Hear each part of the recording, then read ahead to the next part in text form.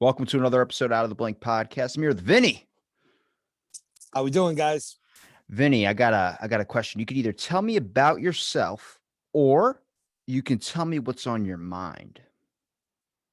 Let's do a little background on who I am as a person. So my family is descendant from the Knights Templar. Yeah, those Knights Templar. So my 26th paternal grandfather was the fourth and final Grand Master of the Knights Templar order prior to their extermination in Europe. Obviously, we all know the Friday the 13th story. He then went on to found the Priory of Sion, allegedly, which is a secret organization concealing the living bloodline of Jesus Christ. So that's my family background there. Now, I had no idea about any of this growing up. I'd always been interested by history and ancient history and theology and all across the board there. Anything really ancient always struck a chord with me. So as a kid, I just started researching stuff. I ended up digging this up, and I've kind of shaped my life around this amazing heritage that I have through my paternal side of my family. Maybe it was a good thing you weren't told that as a kid, because I feel like as a kid, if you were told that you were a great descendant of that, you would be like, no mortal may, and you'd be like attacking kids in your class, and that's amazing, dude. Because I've talked about like the Knights Templar, I've talked to Freemasons, which is like the Knights Templar is the real shit, and the Freemasons is like, hey, let's go fucking bowling. It's like okay, but that's awesome, dude. Holy shit. So like did you study any of that ancient history? Did you learn anything about it? Anything you might be able to give me some information on if I'm trying to join up? Yeah, absolutely. So this initially started with me just digging into my heritage. I wanted to try to understand why my family had this incredibly strong religious connection, because none of my family had been aware of this. None of my existing family had known any of this stuff. This was all things that I uncovered throughout years of research. And in terms of digging into it, it was a bit of a hassle. There's not too many records floating around from the 1100s, so it was a lot to try to find. But through piecing everything together and going back through the history of Quebec and the original settlers of Quebec, we have Pierre Tremblay, who was the then seventh grandson of Bernard du Tremblay, who is the founder of Quebec in Canada. So, well, in Montreal. So that was kind of my major piece of the puzzle, which helped me put it all together. Once I was able to trace my lineage directly to Pierre and then Pierre directly to Bernard, it all came together, coalesced nicely. And it really opened up a lot of doors for me. I grew up in a relatively religious household in terms of Christianity, which always kind of struck me as there's something off here. And just digging all of this stuff up and recognizing the real origins of the Knights Templar, recognizing that it wasn't, in fact, a Christian organization in the contemporary ode of Christianity. It was something much more ancient. This is something that's been happening since the dawn of humanity.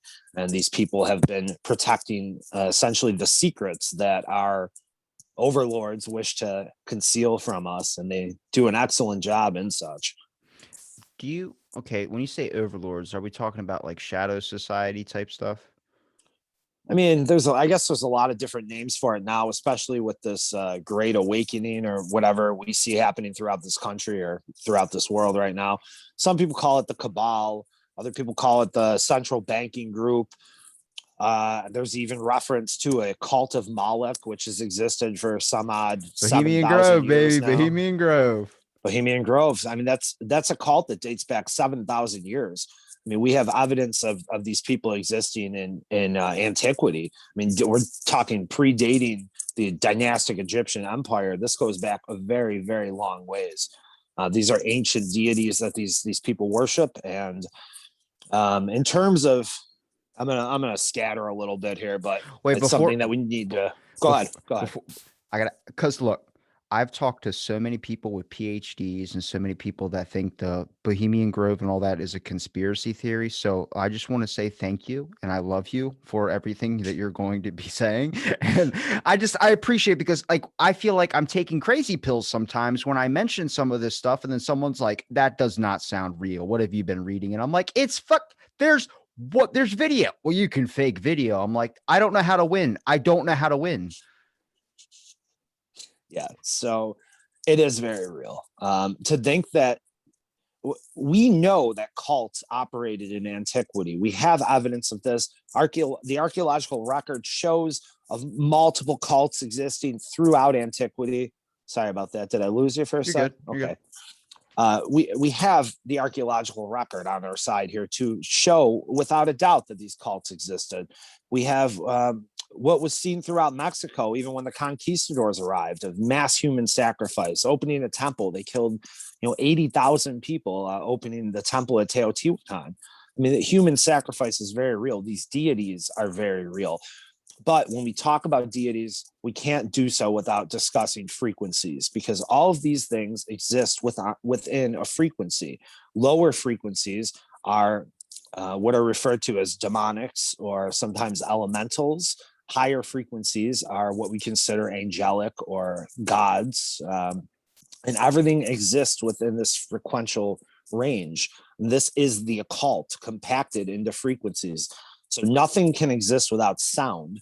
So all of these things are essentially just components of sound, what we consider ghosts, angels, demons, poltergeists, however you want to look at it. This all exists within a frequency of sound. Now, with that being established, these sound frequencies or these frequential spans can gain power or they can diminish in power. Now, if a lot of people are focused into a lower frequency, a lower emission, that is going to garner immense amounts of power. And thus, these people that are tapping into this are going to be empowered. We're energy. That's all energy. It only makes sense that if you're, plugging into 1,000 watts, you're going to be charged up, right? And it seems to be that a lot of people that are involved in these types of groups or ritualistic endeavors are people that are in positions of power. I mean, it's just they go hand in hand. It's not. I don't believe that it's far fetched to think that people that have everything would lust for something more. I don't think that's too much to believe. We're talking about people that own islands, they own private planes, they can do whatever they want. They travel the world just for fun.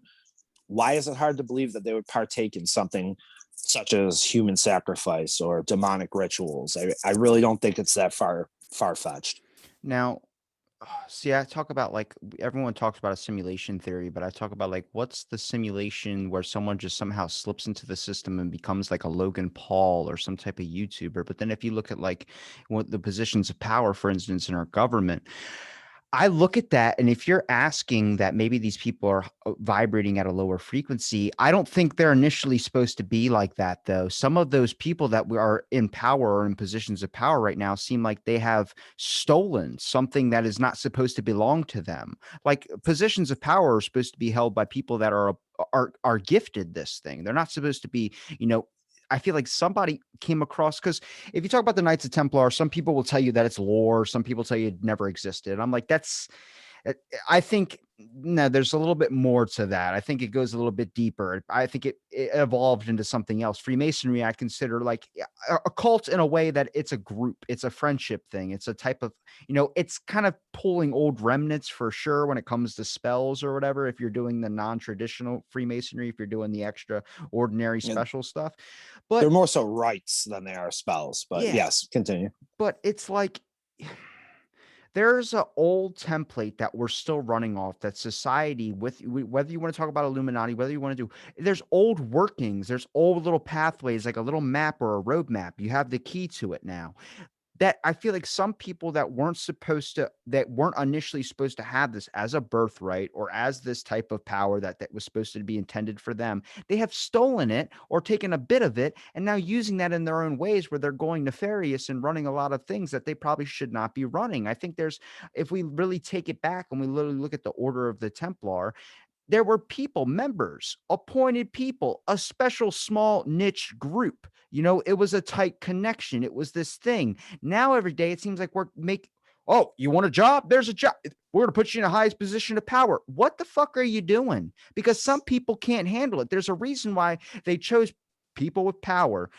You need to understand it has a lot of responsibility. That's why they asked you, do you want the position of power, knowing you're going to have all these fucking things that come with it? That's a big weight to put on your shoulders. It's not that you're going to go corrupt with it. There's a possibility of that. Sure. If it's put into the wrong hands, like Anakin Skywalker massacring all those fucking little Jedi.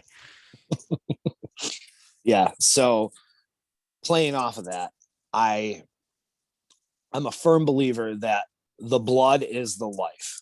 We are our bloodlines. We are our forebears, just living over and over again. That's how reincarnation works in an Eastern philosophical sense, is that we reincarnate based on the beacon that is in our blood. Now, there are certain bloodlines that have been deemed sacred throughout history. The Browns, the Sinclairs, obviously Clan Tremblay, heads of the Templars, Tremblay, Demolay, Jacques Demolay is another one of my ancestors. There are several variations of the last name that you can trace throughout history. And there's a few other bloodlines that have been deemed sacred bloodlines. And then there's bloodlines that have been deemed Kabbalistic, which are, most of our figureheads. If I'm not sure if you're aware of this, every U.S. president, with the exception of Donald Trump, has been related to one another. With they all descend from the bloodline of King John of England. Even Obama? Even Obama, every single one of them. And this is actually phenomenal. A little girl did this research. A 12-year-old girl did this research about I want to say 5 or 6 years ago, and was able to make this connection where she tied all the presidents back to King John of England. So we're talking, these are Kabbalistic bloodlines. These are the people in power. And going into what you said about how they tap YouTubers, or they tap certain people that don't necessarily have the blood, but they can be used by these people, because these are folks that seek power, they seek influence, they seek money. And anytime you're out for money as opposed to out to do good, to do what's right by your soul, you're always going to be easily manipulated, because all people need to do is wave $1 in front of your face and you're going to come running. If you look at like the exposure of maybe putting some valuable information or secrets into the hands of someone that's supposed to not have it, we've seen that. You want to talk about the Great Awakening? I think the internet, the idea of this is that's the tool, really, the manifestation of it all being uncovered. And I think the reason why it's all being uncovered, all these secrets are being released, are things that we're not really supposed to know about, and the fear that a lot of people's minds probably cannot handle it. I mean, if you tell anybody about some secret, Bohemian Grove, for instance, there are people that will refuse to believe that. And I think that is a factor of you opened up your group to your friend's friend who you don't fucking know, who starts going around town saying, yeah, I'm Knights of the Templar. Yeah, I'm this. Yeah, I'm that. It's like, what the fuck are you doing? It's a secret thing for a reason. We have rules. That's why the Freemasons are so like, yeah, you can pick someone to do in, but you get thoroughly looked at if you're really going to the right lodge. Like, there's a lot of shit, so the secrets don't get spilled out. You're not supposed to really talk about it a whole lot when it comes to secret initiations. I had a Freemason guy on here, and he was being very vague with all of his answers. He's a great guy, but it's very, very hard, because you got to understand the repercussions that it has against the whole entire organization of it being a secret. And right now, with the Great Awakening, it's because some motherfucker got appointed into whatever that he wasn't supposed to be, and he got invited into the group that no one really knew any information on. He was a friend of a friend who knew the cousin of a friend of a friend, and the next thing you know, he starts going, well, we can do this, we can do this. It sounds good, but the plan was crap, and now all these secrets are flooding out, and now society does not know what to do. Society is crumbling a little bit on the aspect that it's being awakened to a lot of stuff at a very high rate, where now people are having trust issues and fighting with each other, which is throwing the balance of everything completely out of whack. Yeah, agreed. Infighting will never achieve anything in terms of a society standpoint. We definitely have to band together as regular people, and then perhaps from that larger picture, we'll be able to delve into things that are occulted. Now, occult simply means hidden. The occult is hidden knowledge. The esoteric is hidden knowledge. These are things that that are the reason that organizations such as the Templar and the Masons exist, is because they would prefer to keep a lot of this knowledge occulted. The more secret it is, the more pull it has on society. Secrets are always something that garner a huge amount of intrigue from people, and that's what keeps these organizations going. Is the secrecy, is the occultation of it.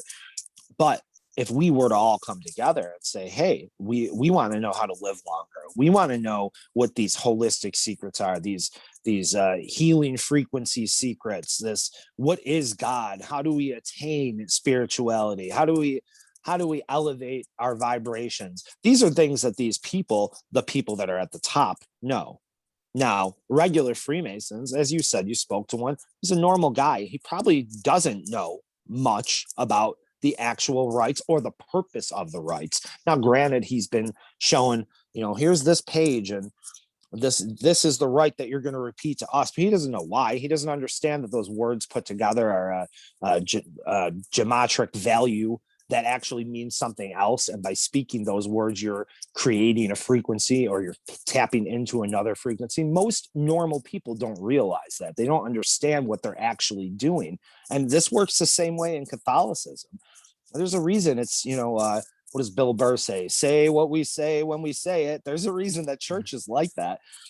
Because you are creating a frequency, and you are feeding some type of entity, or a group of entities, a legion, if you will, as written in the New Testament. The devil comes as a legion.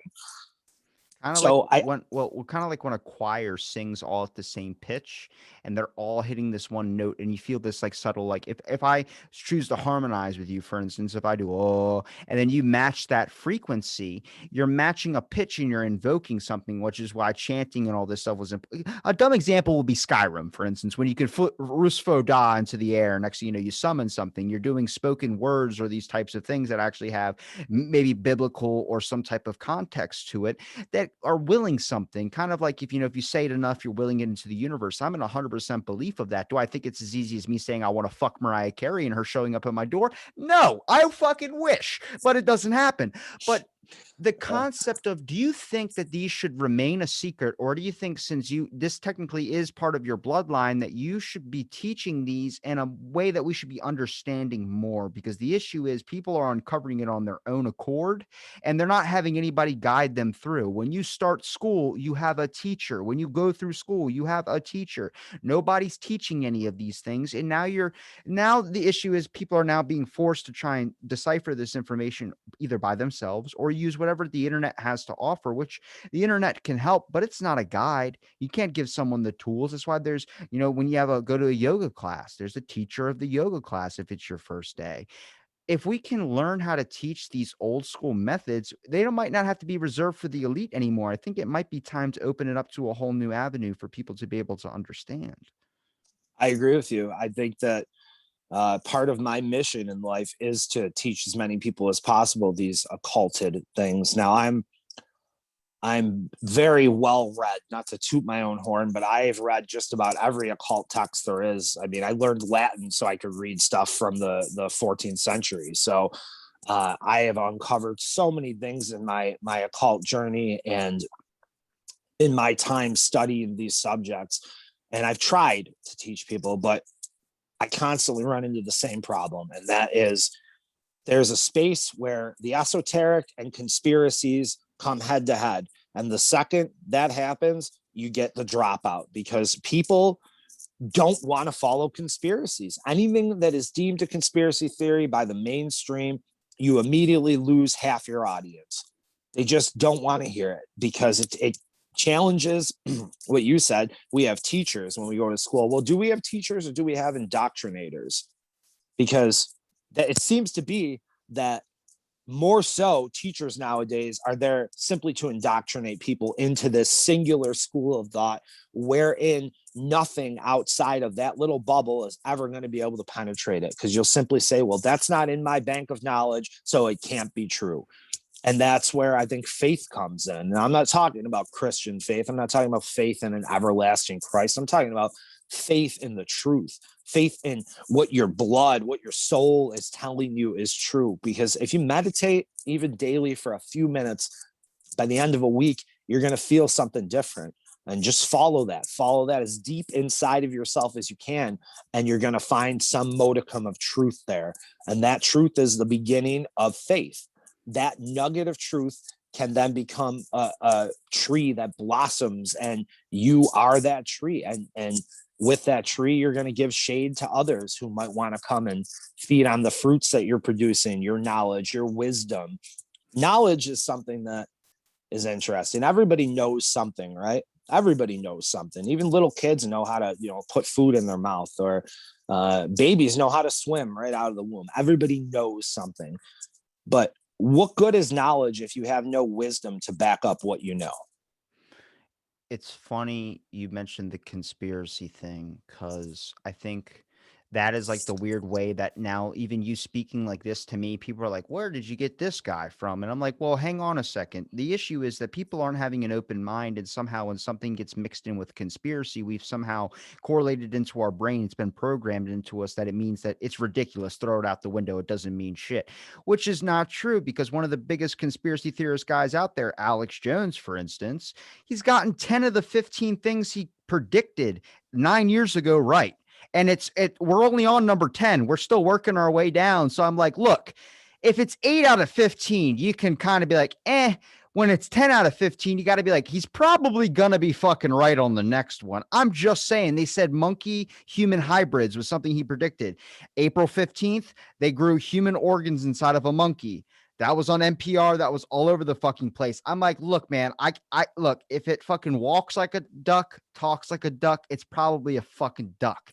I'm just saying. Quack. Yeah, but it's interesting because I believe in the paranormal. I've been able to do things that I can't even understand when it comes to empathy. I've had a dream where in my dream, I saw a person that was missing, and they were able to find the body. Just because someone asked me, I told them about my dream. They were like, where did you see it? I pointed. It was someone in my family. Turns out my grandma could see ghosts. All these, it's very hard to explain. It sounds crazy just even saying it, unless you've experienced something like this yourself. I'm an empath, so I can sense emotion. I can sense whatever that feeling is there. I can feel a little bit of energy. It's why I believe in the energy thing. But I've had my tarot cards read on air here twice. The first guy that was on here telling me everything, I wrote it all down. Out of the 10, 11 things he said, 5 of them have came true already, and more are still left to come. He was giving me predictions from a few years from now. But everything he said, tell my brother to go get checked at the hospital. Did that. Had colon polyps, had to get that taken care of.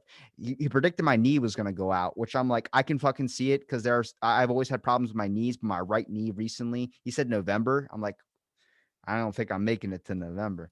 But he predicted a lot of shit. And I'm like, to think that there isn't some type of person, or there isn't some type of method or some type of thing that you can get to as a person. So I talk about my issues with the Neuralink. I don't think you should put a chip in your fucking head. That sounds dumb as shit to me.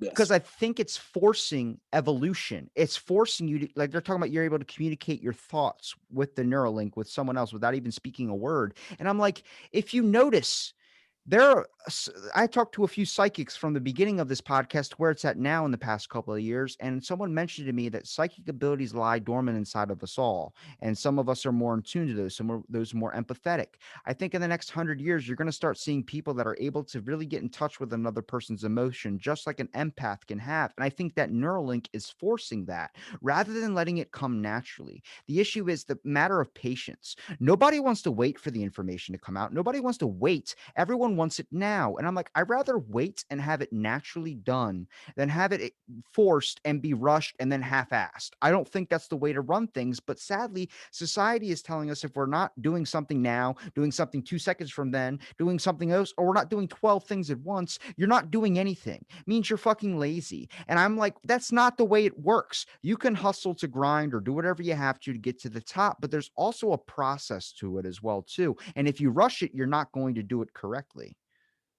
Yeah, I agree with that. I think that the major problem that we've been birthed into, I suppose, really stems from the Industrial Revolution. we got too big for our britches too fast. And when that happens, when you advance technologically as a people, you are neglecting spiritual advancement. You're neglecting the evolution of the soul. The soul can only evolve so fast. We can only be reincarnated so many times. And that soul evolution is slow. And in a grand scheme of things, our lives on earth are that gone. That's our whole life on earth. So the evolution of the soul is slow. People, technology, we push.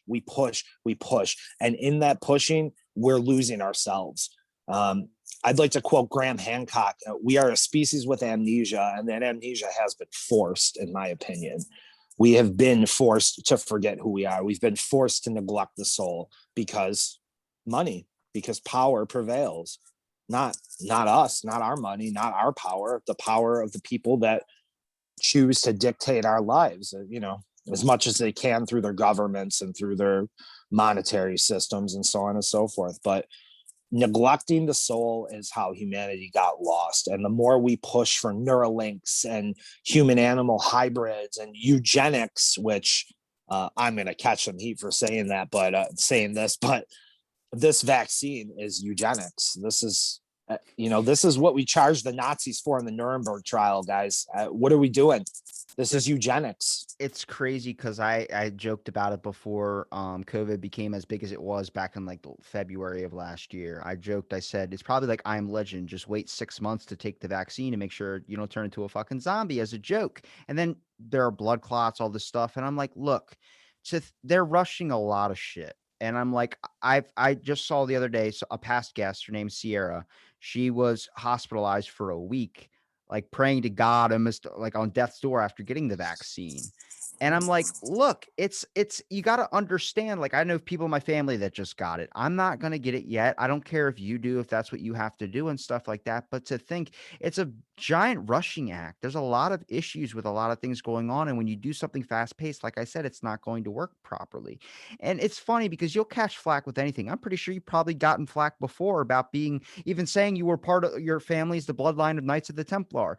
There are people out there that probably fucking hate that and want to take you down. You'll find anybody wanting to do something or say something or call out bullshit or whatever, even though it's not necessarily bullshit. It's fucking truth, but people don't want to believe that. They want to either pin you up to a cross, or they want to say that you're a liar. That's all people want. Nobody ever wants to just be like, okay, or nobody wants to understand or listen. That's the issue with today's times, is that people, their soul is fucking like a withered husk. It's like Bill Burr says, it's like a bunch of pixels. After you watch porn the first time, a little bit of those pixels float off. That's what it fucking is. Your soul's not pure anymore. Walk around halfway around my town, whatever. I can walk around for 3 hours, meet a bunch of different people. None of them are their true selves. I made a joke when the mask things first started. I said, why do you care about wearing a mask when you've been wearing a mask your whole life? Nobody wants to look inside of themselves. I don't want to look inside of myself. It's probably something scary in there. Every card I got out of the tarot card reading on both of them was a hermit card. That was the main card, was the hermit card. And they're like, do you think a lot? I was like, I don't sleep. I constantly think. And I think that is my biggest weakness and my biggest strength, because it awakens me to a lot of shit about myself, which I was hoping. And I asked this question a lot on my podcast. A lot of people should have used that time in lockdown, instead of crying, complaining, and being depressed and wondering when they're going to get their job back. Look inside of themselves and trying to figure out what they want to be, what they want to do. Do they feel like they're fitting? But if you ask anybody to stare in the mirror at themselves and say, are you happy? And really sit there and contemplate that answer, how many people are going to respond with yes? Or how many people are going to have a breakdown, cry in the shower, and realize they just spent 40 years in a job that doesn't give a fuck about them? That's I couldn't have put it better myself. I think that empathy without introspection is entropy. That's what I believe. You can be an empathetic person, but if you're not willing to look inside of yourself and understand the emotions that you feel, understand why you feel a certain way, understand why other people feel a certain way, talking deep introspection, dark night of the soul type shit, where you're going to feel like your whole world's coming down. If you can't do that, then you're just rotting away. You're just wasting time. because our whole entire goal as a species is to wake up collectively. And I'm not talking about woke culture. I'm talking about truly waking up and seeing each other for what we are, which are beautiful, magical creatures. I mean, human beings are fantastic. What a machine.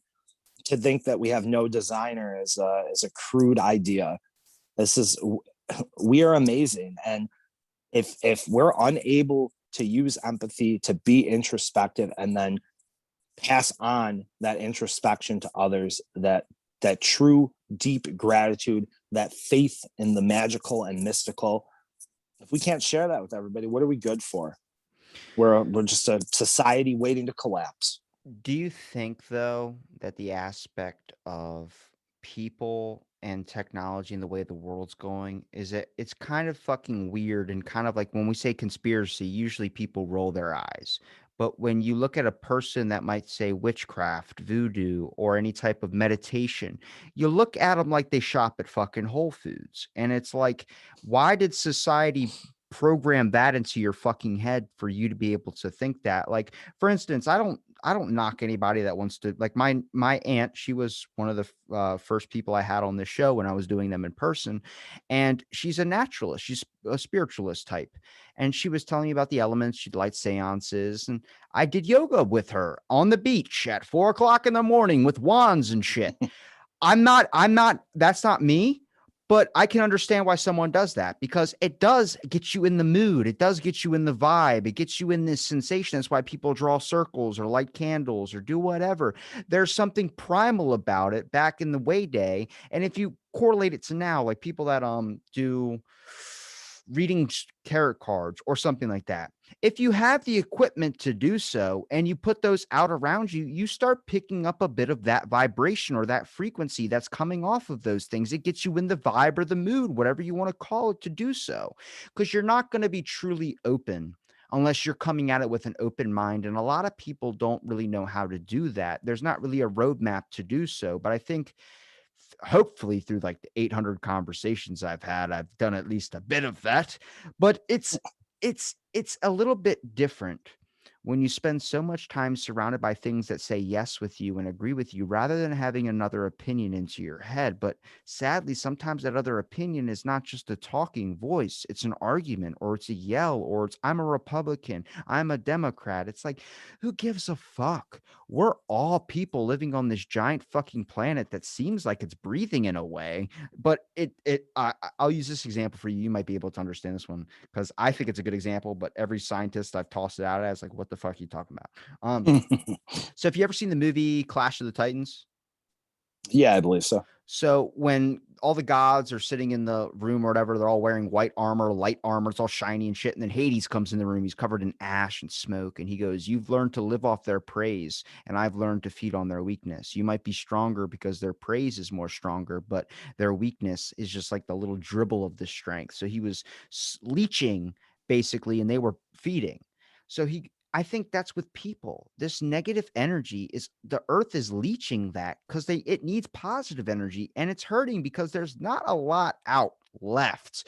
I mean, there's probably a good amount if you look for it, but it's not the norm. A lot of people are walking around like hurt little birds, because as soon as they wake up and they turn on the TV, 4 people shot dead. You're like, fuck, man. Like, I don't want to get numb to this, but I'm getting numb to it. It's another fucking thing. I don't even want to turn the TV on anymore. I mean, I I heard so much about The View, where I was like, what's The View? And then the other day I turned it on ABC. It was on ABC. Woman was talking about another mom that was protesting about wearing masks, and she goes, "Look at this woman bitching." And I'm like, what the fuck did she just say on news? Like, that's the news. And it's like a bunch of people were correcting her. I don't think she was bitching. I think she makes a point that, her kids are growing up in a world where everybody's wearing masks, and you got to understand that. But she ended up retracting it. But I'm like, you already fucking said it. Like, people heard it. It doesn't go away. It's live fucking television. You got to understand what you're saying. All this type of stuff where you think you're getting entertainment, you're getting views. Is views important, or is making people in fucking sane more important to you? Because that's the way you're going with it. It's called programming for a reason, right? Because that's what they're doing. They're programming people to think a certain way. They program people to follow whatever narrative's on top at that moment. That's what they're going to try to pump into as many people's heads as they can. That's how they were able to make it so things are deemed conspiracies. Well, JFK was murdered by the CIA. That's not a conspiracy anymore. You can look up the government documents. It's all there. It's all online. My That was called a grandma, conspiracy. They yeah, killed people for saying that. That's not a conspiracy anymore. This is reality. my God. grandma dated that guy who was on JFK's route when he got shot. One of the service members. Wow. He wrote a book and everything about it. Cause I remember telling her it was more than just, I remember I was like, I think it was the CIA people. I think an accidental gun went off and shot him in the back of the head after he was shot a couple of times. And then she was like, I dated the guy that was on that service route and he's wrote books about this. And that was before she passed, but I looked him up. Yo, he's wrote a lot of shit about it. And I'm like, yo, what is going on? Like, I feel like, I don't know, maybe that I don't have a lineage like you, sadly. Like, I don't have anything I can trace my family history. All I know about my great grandfather, and that's about it. Cause nobody in my family ever talked about it. I'm like, did we do some heinous shit back in the day? Like, I hope I wasn't like a horrible person involved in the witch trials or something. Can you tell me I did something good? Like I don't know, landed on a grenade or someone in the past saved a bunch of people's lives or something. I don't know.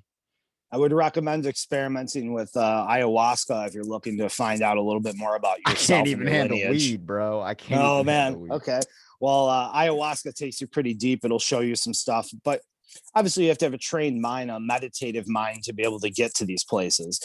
Look at everything that we need to know, everything we could ever want to know about ourselves, about our purpose, about this planet, about this universe is all in here. We are an amalgamation of the universe itself. There is an occult tenet that says, as above, so below, as within, so without. That means we are everything, and simultaneously, we are nothing without everything else.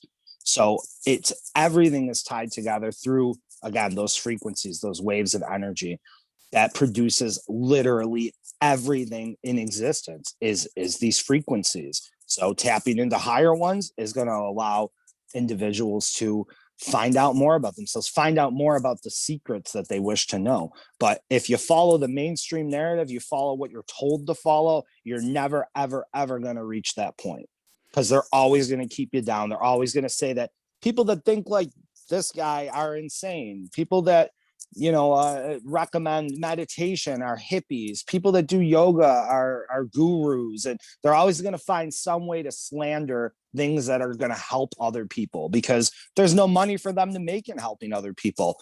If a friend comes to me and says, I'm depressed, can you help me? Well, sure, I can help you. I'm going to give them a diet plan. I'm going to give them some exercises to do every day. I'm going to teach them how to meditate. They won't be depressed anymore. If that same friend goes to a doctor and says, I'm depressed, guess what? Bottle of pills, because there's money to make in that solution. There's no money to make in the way I do it. So therefore, I'm always going to be a conspiracy theorist in their eyes, which I'm fine with. I've come to terms with it a long time ago. Think what you will of me. The fact of the matter is, at the end of the day, I've been the person that's been telling people the truth for as long as I can remember.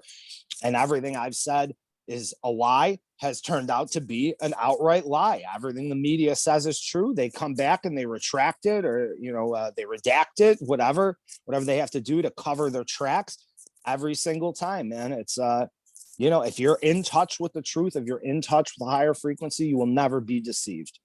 It's kind of like Fox News has this little get out whenever they get sued about something.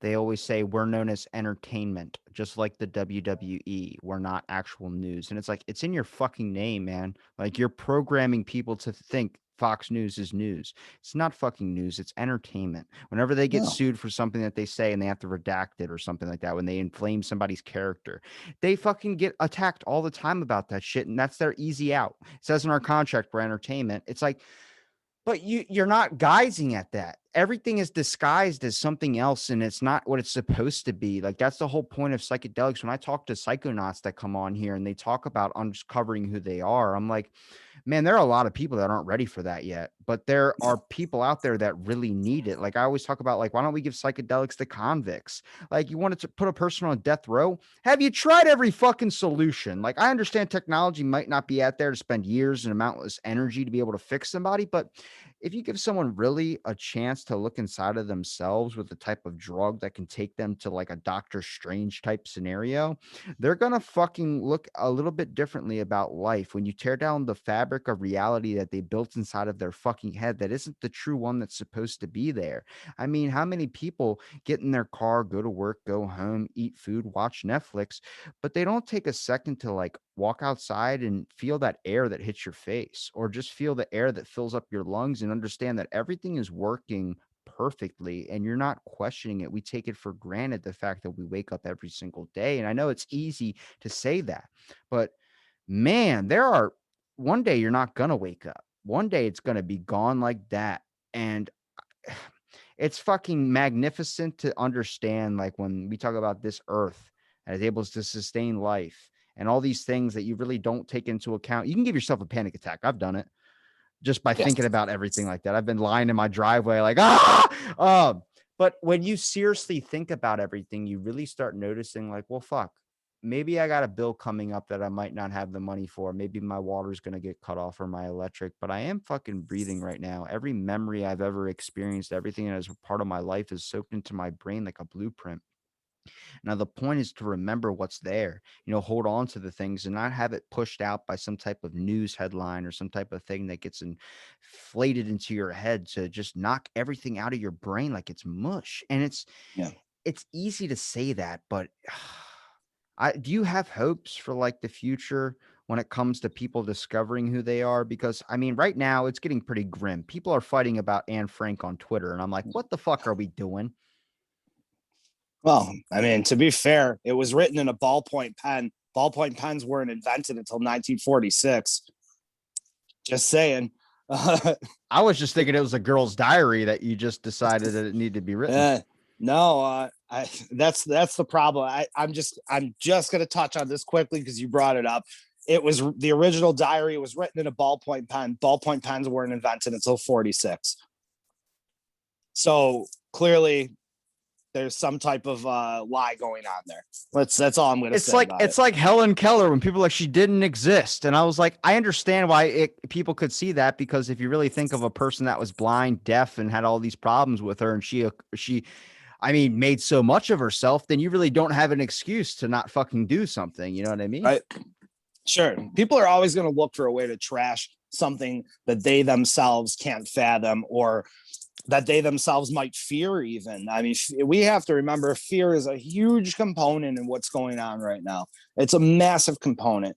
It is the glue that is holding the mainstream agenda together right now is fear. If you scare enough people and you really scare the shit out of them, they're never going to look anywhere else because they're terrified. They think that you, the talking box, is their salvation. So they're always going to look to you and pray to you and take everything you say as gospel because you're the television gods. That's, you're the ones who instilled the fear. Therefore, you're the ones who are going to be able to take them out of the fear when that time is right. Which, according to these people, what did Dr. Fauci say on Mother's Day? Maybe by next Mother's Day, things will be back to normal, he says. Hey, buddy, we've been living back to normal. We've been back to normal for a while now. Are you walking outside? Are you paying attention? There's people going to concerts. I'm not done yet. Yet.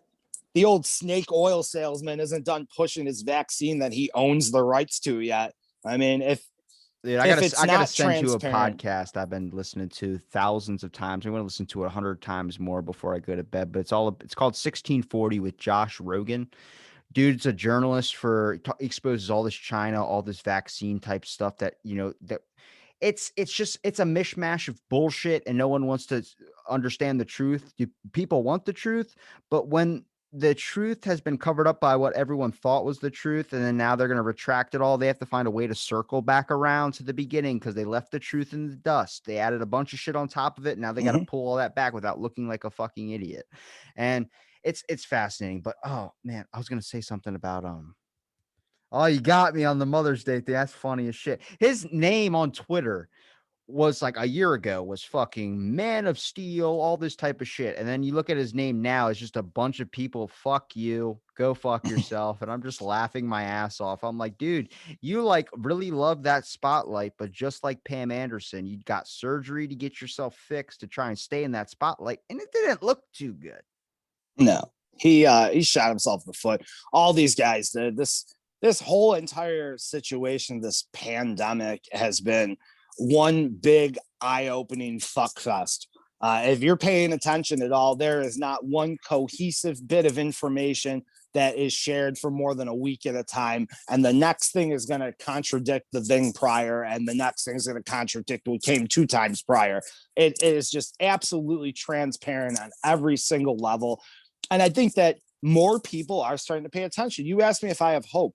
I do have hope. I do, because people are waking up to this bullshit, man. And once they wake up to this and they realize that we're being lied to, blatantly lied to, day in, day out, they're going to start going back through their lives and saying, well, what else was I lied to about? What really happened in Vietnam? Was it about opium? What really happened in World War II? Was it about the World Banking Group, or was it about stopping fascism? What really happened in World War I? Was that about the World Banking Group? Okay, who built the pyramids? Well, the pyramids have seashells at the top of them. The only way that could be possible is if they were submerged underwater. And the last time that was even a remote possibility was about 12,800 years ago at the onset of the Younger Dryas era. That places the pyramids back in the antediluvian times. So history, were we lied to about everything in history too? Could this all be one big, long, 1,000-year span orchestrated lie to enslave and control humanity? I don't think that's a far-fetched idea by any metric. I think that it's really feasible. And if you analyze things critically, it's not hard to see the holes in their story. Because the thing with the truth is, if I say the sky's blue, you don't have to look. You know the sky's blue because we've all seen it a million times. There's no conjecture. With lies, there's always going to be conjecture. There's always going to be holes because you simply can't cover every basis with a lie because it's not the truth. And that's how the truth wins. It's funny, if I looked at my 10-year-old self and my 10-year-old self looked back at me, I remember when I was a kid and I'd hear like one of these crazy tales or something. It's not really a tale, but just my 10-year-old self would be like, that's a crazy story. That's a conspiracy, or that's like, sounds so like far-fetched. I wouldn't even give the person time. And then now that I'm like, a bunch of the shits came out, I'm like, oh fuck, like, yeah, there's if it now they're saying all like there are some things you need to draw the line at when it comes to like, I don't know about the flat earth one. I'm sorry, I can't really get down with that. But I mean, yeah, but the other government shit, I'm like, look, man, like I mean, look, the reason why I'm not a cult leader is because I want to be a cult leader. That's the whole idea. I know I have a power issue, which is why I never want to be put in a position of power. I worked as a security guard. You ever see Stanford prison experiment? No. So they considered it a failed experiment. It's on Netflix or Hulu. It's a really good like experiment that they did back in the day where they gave, I think, 8 people like cop outfits. No, they gave 6 people cop outfits and 6 people prisoner outfits, or it might have been a little bit more. I think there might have been 8 prisoners. But it was, I'm familiar with this concept, but yeah. it's through American Dad that I'm familiar with it. But hey, education is education. I found out Patrick Swayze was dead from Family Guy. So, Roadhouse. yeah, Roadhouse. But it's funny because in the experiment, they just had random civilians that knew they were doing an experiment. They were getting paid for it, and they would put on the persona of a cop. Some of the people that were put in the uniform of a cop would act way out of their control of what they can actually do to someone. The prisoners, they knew they were regular people. They were just off the street. They could leave anytime they fucking wanted to. They were voluntarily doing this thing. One dude grabbed a baton, was hitting next to a dude's hand, and then he decided to hit the dude in the actual hand. And it started to see throughout the progression of the next couple of days when people were trying to sleep in their bunks, the guards would come and kick the door open and just start fucking freaking out.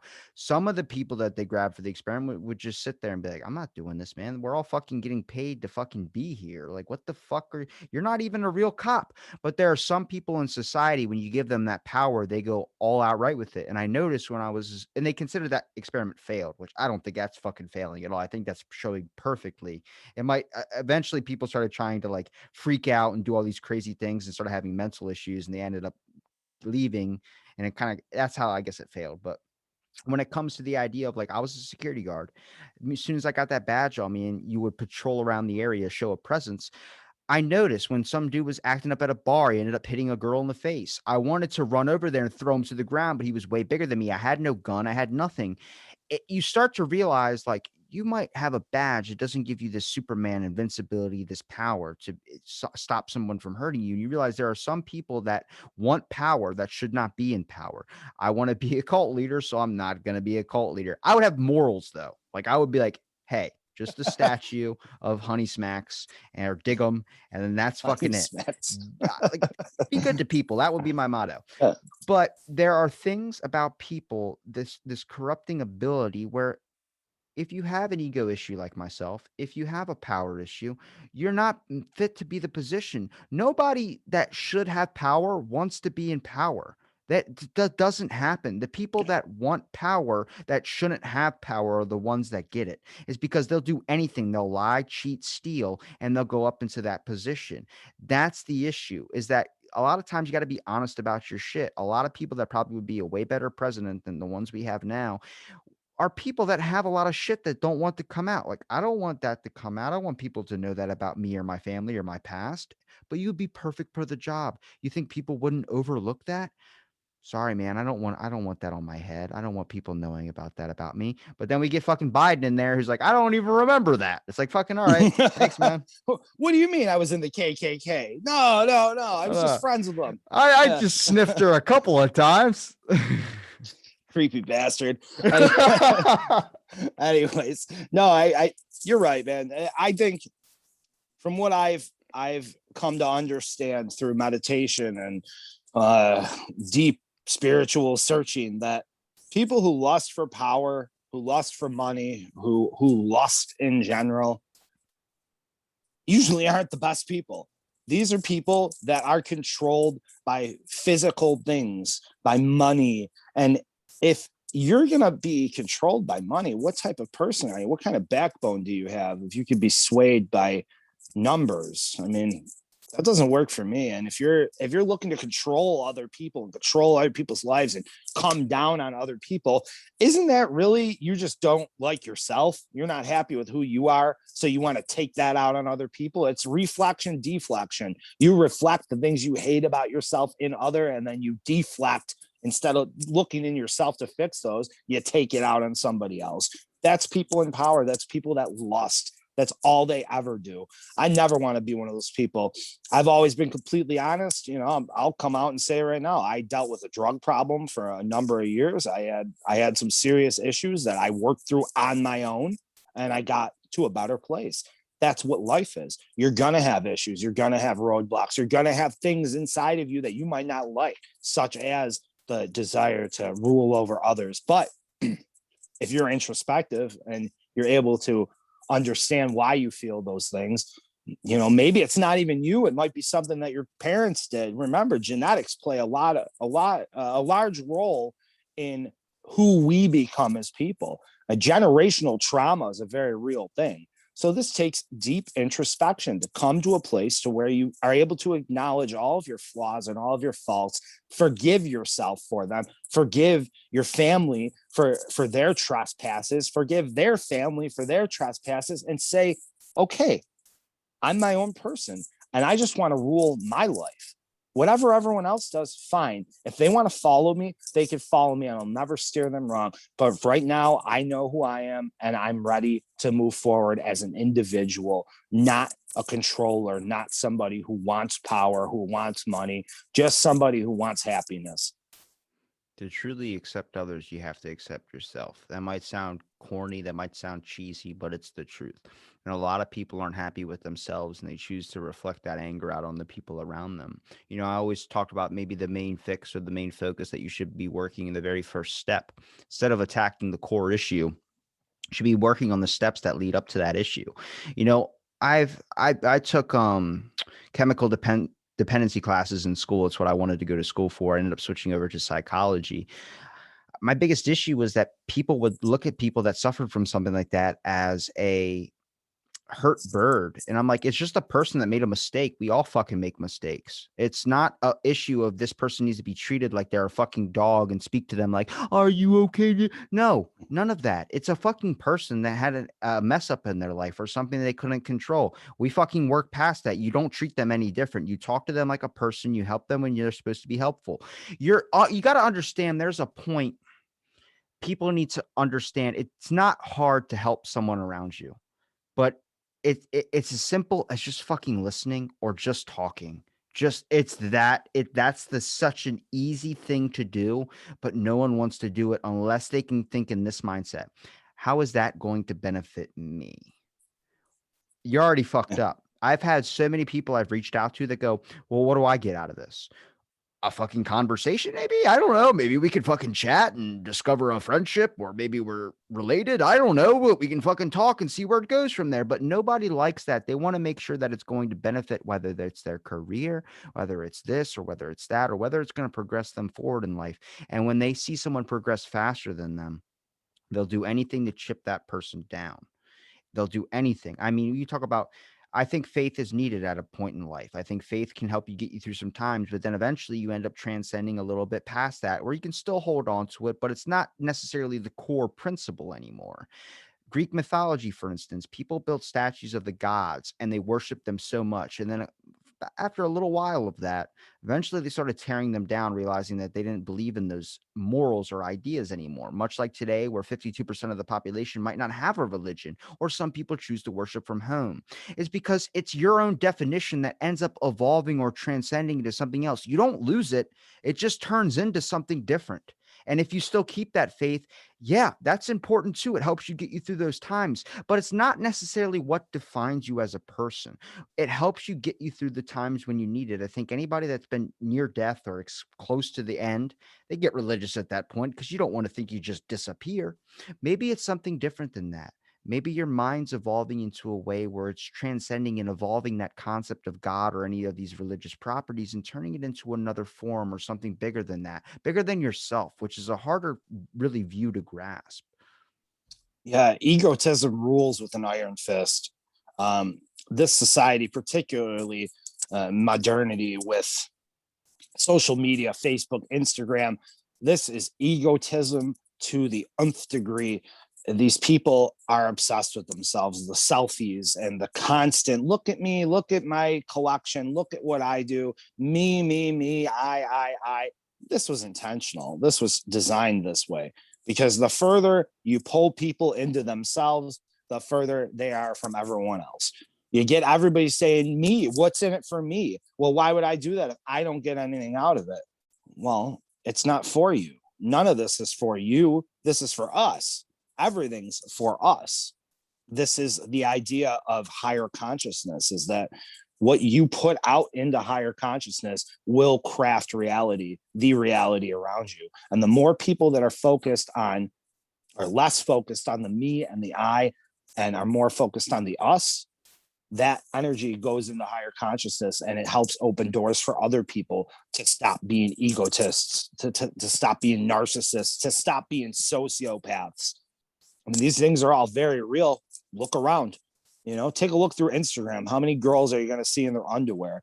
These people are soulless. They're literally just, they'll sell anything. They'll sell their bodies for a couple of likes. What is that? What kind of culture is that? That's death culture, as far as I'm concerned. That's a little nod to my clothing line, by the way. Death culture clothing, going to be released this June. Yeah. Bro, we should share some merch ideas. I've been getting really into the merch clothing. I've been having a fucking amazing time just create. I'm like, dude, I'm like turning the podcast into just a clothing brand. Fuck it. I'll be sure to send you something, brother. I'll make sure I rock it on the show too, man. Look, you literally, I think you're the first person where I've, in the first 30 seconds, threw my hands up in the air and not waved them like I just didn't care, because I did care. But it was a fun podcast. I really appreciate you giving me your time today, man. Seriously, this is gonna be one of many. Hopefully, if you're willing to come back on the show, dude. I love this conversation, man. This was awesome. But where can people I'd love find to do you? this again. Okay, so you can find me on Instagram. It's at VenusDoom33. Find me on Twitter at Vini Tremblay. Add me on Facebook. I think I got about 1,000 slots left for friends. I'm always looking to grow my network. You can also check me out on Kelly T Black Metal Reviews on YouTube. We have a massive YouTube channel. We discuss all the latest releases from the black metal and death metal underground. We interview bands. We do a lot of really cool stuff. I'm also going to have a record label coming out soon. So check out Feral Kid Records. It's going to be a subgenre of that label. Right now, we have a compilation out featuring some of the bands that we've interviewed and reviewed. You can find that on Bandcamp under Kelly T Black Metal Reviews. And I make sure to link it all in the description. And thanks for listening to this episode of Out of the Blank Podcast.